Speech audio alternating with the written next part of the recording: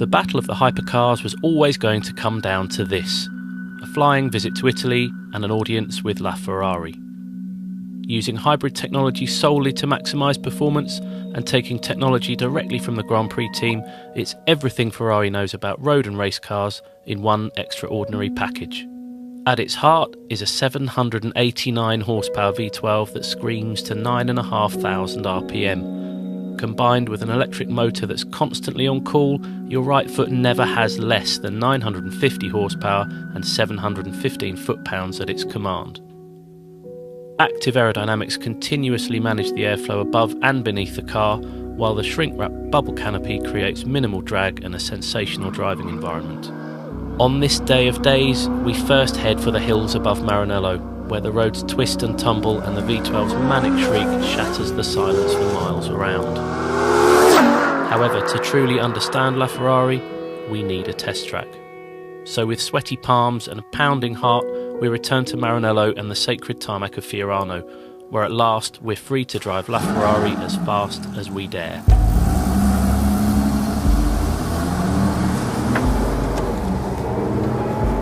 Okay, so I think this is probably the day we thought might never come. We finally get the chance to drive LaFerrari. We're at Fiorano, the sun's shining, it's about as special as days get. And this now is the third and final part of the hybrid hypercar trilogy, really. It's been quite a poker game, hasn't it, with Porsche showing its hand and then McLaren trumping them, and then really I think everyone's been waiting for this car to see just how good it can be, and the competition is pretty fierce. But from driving the car earlier today, and this is the first time we've been on the circuit, it's a really immediately super impressive car. The nuts and bolts of it you're probably aware of, but the fundamental differences between this car and say a P1 is that Ferrari have chosen for this not to run in electric only mode, so it's not bothered with any of that. All the batteries exist for is to improve and intensify the performance of this car to a point where the batteries are always doing something. They're always either being charged or discharging, and they're always discharging when you've got your foot on the throttle. So, you know, you never get less than its maximum performance, and that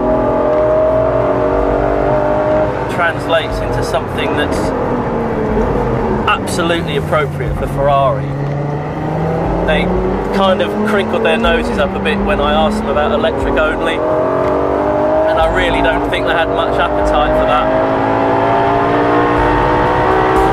And you kind of understand exactly why when you drive this thing. It's so angry and it's got so much technology in it, and yet already you can feel, it just feels like a traditional Ferrari supercar.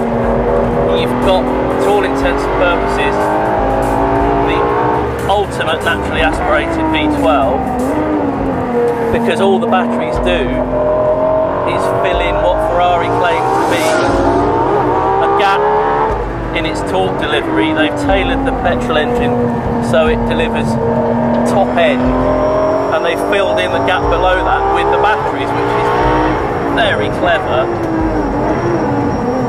So you get immediate throttle response, but way more. It's like super augmented by the batteries, which is a totally different experience, I think, to the McLaren, which feels turbocharged anyway, and then you get the thump of power from the batteries. So I'm going to try CST off now, which is quite intimidating,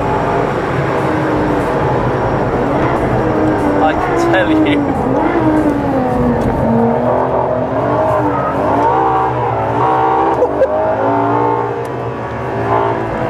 It actually feels, bizarrely, it just feels like big 458's big badass brother, really, in the way it happens. And that's in no way an insult to this car.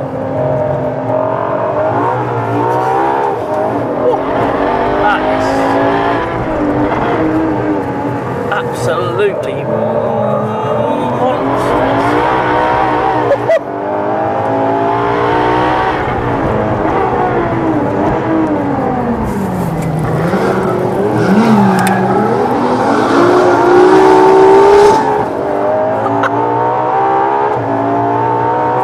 Too carried away, the other thing that's worth discussing are the brakes, because they have regen,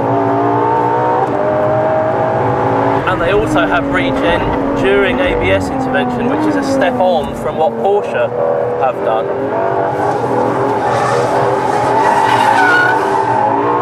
That was third gear, by the way. And the big fear, as ever with regen, is the consistency of the pedal, and this is so much better than the Porsche. I'm sorry guys at Stuttgart, but you have real precision and real feel. I would say they're a match for the McLaren, which has no regen at all. You do at very low speed get ever such a slight hint of more than one thing. That was on the brakes. My God.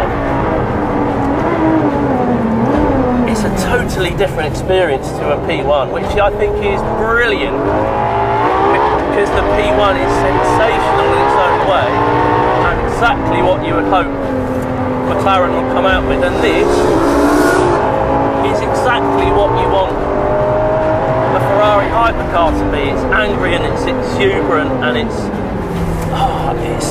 a challenge, but it's much more friendly than you would ever imagine something like this to be.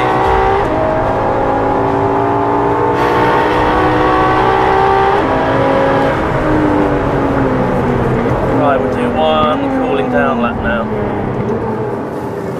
just to try and soak that in, really. Bloody hell. In a lot of respects, if you're lucky enough to have been in any modern Ferrari, so 458, F12, it's reminiscent of those in a lot of respects.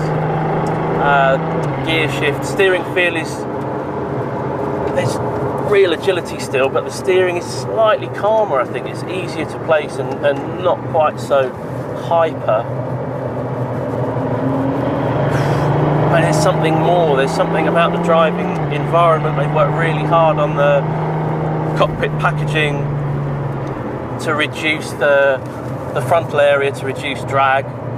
So the bubble canopy is very tight. If you look at some of the detail shots, the mirrors are way out on supports from the car, and it gives you a sense that the car's really wide, but it's not. It's just that the cockpit glass is much narrower. The seat is fixed, the cushion's fixed to the tub, and the wheel comes towards you and the pedals come towards you. And it's a different ritual when you get in the car, because you're there, you're fixed, feels like you're literally bolted into the car and everything comes to you. And I think that intensifies the driving experience and your sense of connection. Just like the other two hypercars, it just makes you feel totally exhilarated and totally elated.